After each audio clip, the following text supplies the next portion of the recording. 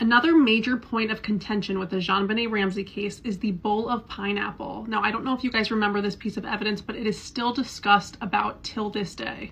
This bowl of pineapple was next to an empty glass of iced tea, was left on the counter in the kitchen of the Ramsey home. It was a freshly cut bowl of pineapple. It wasn't sitting out for that long, and the only fingerprints on the bowl were of Patsy and Burke's.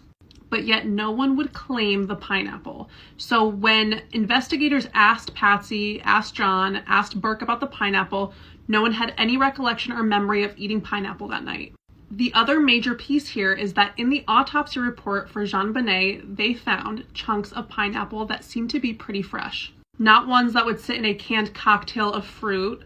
These were more cut up like the one in the bowl. They all claimed JonBenét Ramsey did not have pineapple that night, and that she fell asleep in the car ride on the way home from the White's Christmas party. John said several times he carried his daughter up to her bed like most parents would do when their child is asleep. So why won't anyone claim the pineapple? Burke was also questioned several times about the pineapple. He says he had no recollection of eating pineapple. The story goes that Burke was also asleep the entirety of the night and during the 911 call, meaning the parents did not wake up Burke after seeing the ransom letter. They also claimed that JonBenét had no pineapple at the White's Christmas party. Now, the only thing that has changed from that story was that a few years back when Burke was on the Dr. Phil show, he did say he got up that night to play with his Christmas toys that he was excited about getting.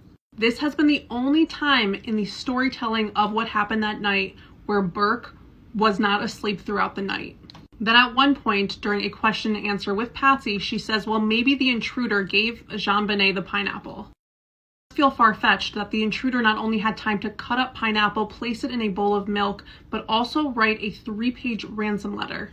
The contention behind the pineapple led people down different stories and different paths with this whole situation. Was Burke eating pineapple that night? Was JonBenét eating pineapple that night? Was there contention or conflict around the pineapple?